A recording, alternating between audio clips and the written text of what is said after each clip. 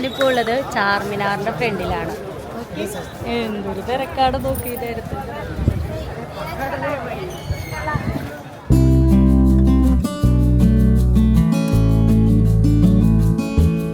Hello നമസ്കാരം. ഞാനിപ്പോൾ ഉള്ളത് ഹൈദരാബാദിലാണ്.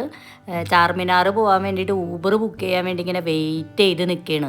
എത്ര നേരമായിന്ന് അറിഞ്ഞാൽ ഊബർ ബുക്ക് ചെയ്യാൻ ശ്രമിച്ചിട്ട് ഒരൊറ്റ വണ്ടിയും കൺഫേം ചെയ്യണില്ല. ഒക്കെ ഇങ്ങനെ ക്യാൻസൽ ചെയ്ത് ഇങ്ങനെ വിട്ടുകൊണ്ടിരിക്കുകയാണ്. ഒന്നാമത്തെ കേസ് ഈ പറഞ്ഞ ചാർമിനാർ എന്ന് പറയുന്നത് ഭയങ്കര ഒരു തിരക്കുള്ള പ്ലേസ് ആണല്ലോ. അപ്പോൾ അതുകൊണ്ട് തന്നെ അങ്ങോട്ട് പോകാനായിട്ടേ ഒറ്റ വണ്ടിക്കും താല്പര്യമില്ല. അത് തന്നെയാണ് കാര്യം. അങ്ങനെ 1 മണിക്കൂർ നമ്മൾ വെയിറ്റ് ചെയ്തതിന് ശേഷമാണ് നമുക്കൊരു ഊബർ ഓട്ടോ കിട്ടിയത്. അപ്പോൾ ഇനിയിപ്പോൾ നമ്മൾ നേരെ ചാർമിനാറിലേക്ക്.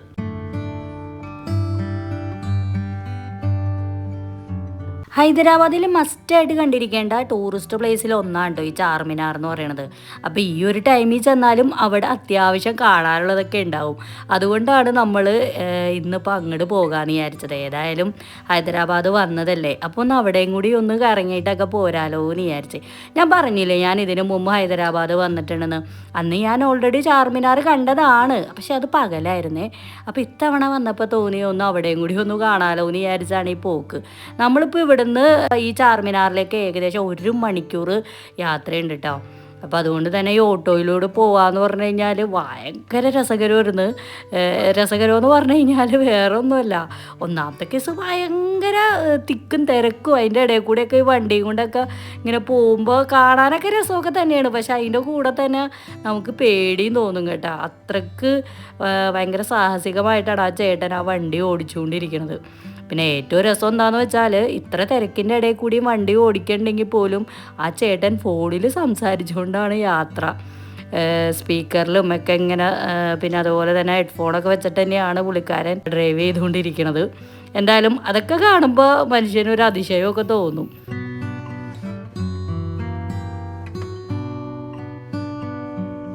ഓട്ടോയിലൂടെയുള്ള യാത്ര ആയതുകൊണ്ട് തന്നെ നമ്മൾ മെയിൻ റോഡിൽ കൂടി മാത്രമല്ല കേട്ടോ പോകുന്നത്. നമ്മളിങ്ങനെ ഉൾവഴികളിലൂടെയൊക്കെ പോയിട്ടുണ്ടായിരുന്നു. അതൊക്കെ വളരെ രസകരമായിട്ട് എനിക്ക് തോന്നി. കാരണം വെച്ചാൽ നമ്മൾ കാറിൽ കൂടിയൊക്കെ പോകാൻ പറ്റാത്ത സ്ഥലങ്ങളിലൂടെയൊക്കെയാണ് ആ ചേട്ടൻ നമ്മളെ ഇങ്ങനെ കൊണ്ടുപോയിക്കൊണ്ടിരുന്നത്. അത് കാരണം അത്തരം കാഴ്ചകളൊക്കെ നമുക്ക് കാണാൻ പറ്റിയിട്ടുണ്ടായിരുന്നു.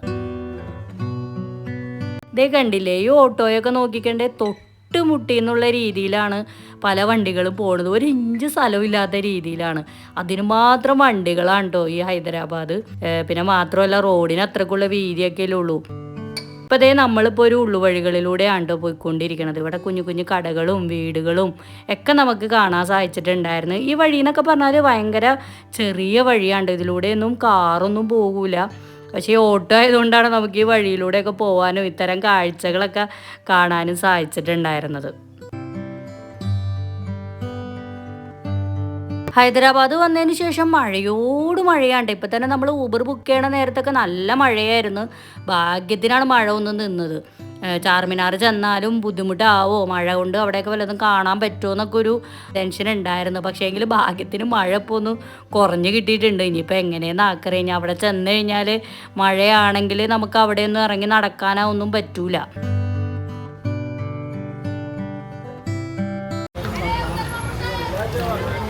നമ്മൾ വളരെ സാഹസികമായിട്ട് ചാർമിനാറിൻ്റെ ഫ്രണ്ടിലെത്തിയിരിക്കുകയാണ്.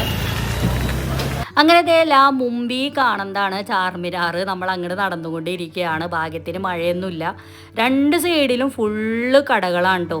കൂടുതലും ഇങ്ങനെ ലേഡീസിന് പറ്റിയിട്ടുള്ള ഡ്രസ്സുകൾ, ചെരുപ്പുകൾ, ബാഗുകൾ, കൂടുതലായിട്ട് വളകൾ, അതാണ് മെയിനായിട്ട് ഇവിടെ ഏറ്റവും കൂടുതൽ കണ്ടിട്ടുണ്ടായിരുന്നത്. എന്തോരം വളകളാണെന്ന് അറിഞ്ഞാൽ. എത്ര വളയിടാത്ത സ്ത്രീകളാണെങ്കിൽ പോലും ഇവിടെ വന്നു കഴിഞ്ഞ് കഴിഞ്ഞാൽ വള വാങ്ങിച്ചു പോകും. അതുമാതിരത്തെ രീതിയിലാണ് അതൊക്കെ ഇങ്ങനെ വച്ചേക്കണത്. നമ്മളങ്ങനെ ആദ്യം തന്നെ ഇതേ ഐസ്ക്രീം കഴിക്കുകയാണ്. എന്താണ് റാസ് പാത്തൂന് എന്തായിട്ട്?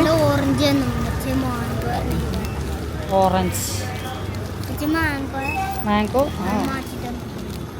ഞാനപ്പോൾ അതേ ഒരു വളയുടെ കടയിൽ കയറിയതാണ്. വള വാങ്ങിക്കാമെന്ന് വിചാരിച്ചിട്ടൊക്കെ കണ്ടിട്ട് കൊതിയായിട്ട് വയ്യ. അപ്പോൾ ഈ കാണുന്ന 4 എണ്ണം ഇല്ലേ, അതിന് 100 രൂപ എന്നുള്ള രീതിയിലാണ് അവർ വില പറയണത്. പല കളറിലുണ്ട്, നല്ല ഭംഗിയുണ്ടല്ലേ കാണാനായിട്ട്. എനിക്കാണെങ്കിൽ ആകെ കൺഫ്യൂഷനാണ് കേട്ടോ ഏതെടുക്കണമെന്ന്. ഒരെണ്ണം എടുക്കുമ്പോൾ തോന്നും അതാണ് ഭംഗിയെന്ന്, പിന്നെ വേറെ കാണുമ്പോൾ വിചാരിക്കും അതാണ് ഭംഗിയെന്ന്. ആകെ ഒരു കൺഫ്യൂഷൻ. ഒരുപാട് കളക്ഷൻസ് ഉണ്ട്, വില ഒന്നും പേശാനൊന്നും പറ്റൂല എന്നൊക്കെയാണ് ഇവർ പറയണത്.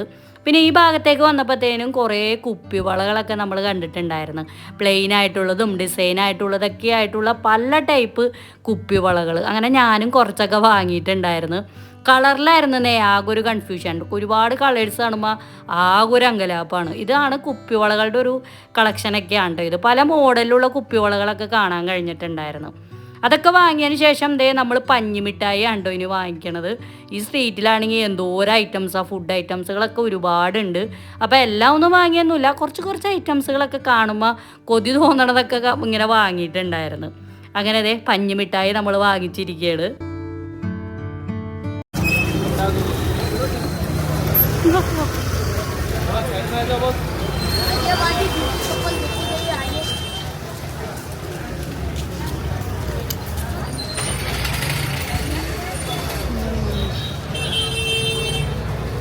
പഞ്ഞിമിഠായി ഇഷ്ടമുള്ളവരുണ്ടെങ്കിൽ ഒന്ന് കമൻറ്റ് ചെയ്യണം കേട്ടോ.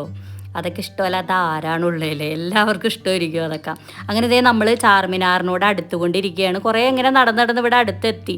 ഇതിൻ്റെ ചുറ്റിനും ആണെങ്കിൽ ഫുള്ള് കച്ചവടക്കാരാണ്. എന്തോരം ആൾക്കാരാണെന്ന് പറഞ്ഞാൽ നമ്മുടെ അടുത്തേക്ക് ഇങ്ങനെ ഓടി വരും, അത് വേണോ ഇത് വേണോ എന്നൊക്കെ ചോദിച്ചുകൊണ്ട്. മാത്രമല്ല എന്ത് തിരക്കാണെന്ന് പറഞ്ഞാൽ ഈ ഒരു നേരമായിട്ട് പോലും നല്ല തിരക്കാണ് കേട്ടോ. ആളുകളൊക്കെ ഇങ്ങനെ വന്നുകൊണ്ടേയിരിക്കുകയാണ്. ഇത് ഫുള്ള് ഇങ്ങനെ സ്ട്രീറ്റാണ്, എന്തോരം കടകളാണെന്ന് പറഞ്ഞാൽ. ഞങ്ങൾ ഇതിനു മുമ്പ് വന്ന സമയത്ത് വേറൊരു സൈഡിൽ കൂടിയാണ് ഞങ്ങൾ വന്നിട്ടുണ്ടായിരുന്നത്. ഇവിടെ ഒരു മസ്ജിദൊക്കെ ഇല്ലേ, അപ്പോൾ അവിടെയൊക്കെ നമ്മൾ കയറിയിട്ടുണ്ടായിരുന്നു.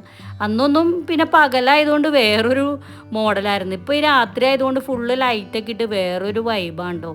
ഞാൻ വിചാരിച്ചില്ല രാത്രിയാണെങ്കിൽ ഇത്രക്കൊക്കെ തിരക്കുണ്ടാവുന്നു. പക്ഷേ ഇവിടെ വന്നു കഴിഞ്ഞപ്പോഴാണ് എന്തൊരു തിരക്കാണെന്ന് നോക്ക്, ഇങ്ങനെ വന്നുകൊണ്ടിരിക്കുക. മഴയൊക്കെ ആയപ്പോൾ ഞാൻ വിചാരിച്ച് മഴയൊക്കെയല്ലേ ചിലപ്പോൾ തിരക്കൊക്കെ കുറവായിരിക്കുമെന്ന്.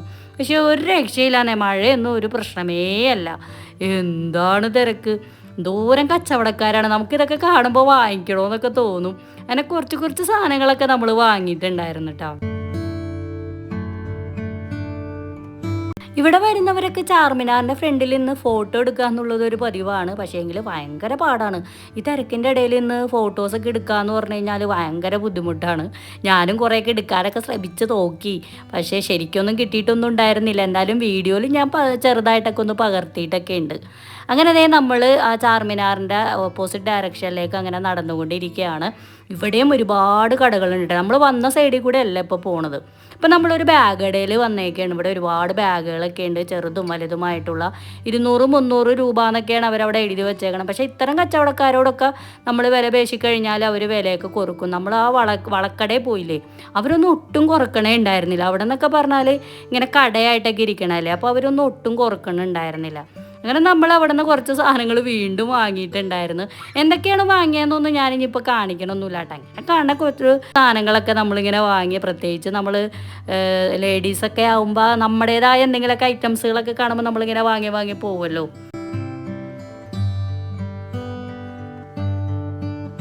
ഇവിടെ വന്നു കഴിഞ്ഞാൽ ഏറ്റവും മെയിനായിട്ട് വാങ്ങിക്കുന്നത് പേളാണ് കേട്ടോ. ഹൈദരാബാദ് പേളെന്ന് പറഞ്ഞു കഴിഞ്ഞാൽ ഭയങ്കര ഫേമസ് ആണ്. അത്തരം മാലകളുമായിട്ട് ഒരുപാട് കച്ചവടക്കാർ വന്നിട്ടുണ്ടായിരുന്നു. വേറൊരു കാഴ്ച ഞാൻ കാണിച്ചേട്ടെ. ഇത് ഇരിക്കണ കണ്ടോ, ഇത് ചോക്ലേറ്റ് ആണ് കേട്ടോ. എനിക്ക് ഭയങ്കരമായിട്ട് അതിശയം തോന്നിപ്പോയിന്നേ അതിങ്ങനെ കണ്ടു കഴിഞ്ഞപ്പോഴത്തേനും. പക്ഷേങ്കിൽ എനിക്ക് കൂടുതൽ വീഡിയോ എടുക്കാൻ പറ്റിയില്ല കേട്ടോ. അതിൻ്റെ ആ ഉടമസ്ഥനായിട്ടുള്ള ചേട്ടൻ പറഞ്ഞു വീഡിയോ എടുക്കണ്ടെന്ന് പറഞ്ഞു. അതുകൊണ്ട് എനിക്ക് കുറച്ച് ക്ലിപ്പ് മാത്രമേ കിട്ടിയിട്ടുള്ളൂ. അങ്ങനെ നമ്മളതൊക്കെ കഴിഞ്ഞു. നമ്മൾ വീണ്ടും ഊബറിന് വേണ്ടി വെയിറ്റ് ചെയ്തുകൊണ്ടിരിക്കുകയാണ്.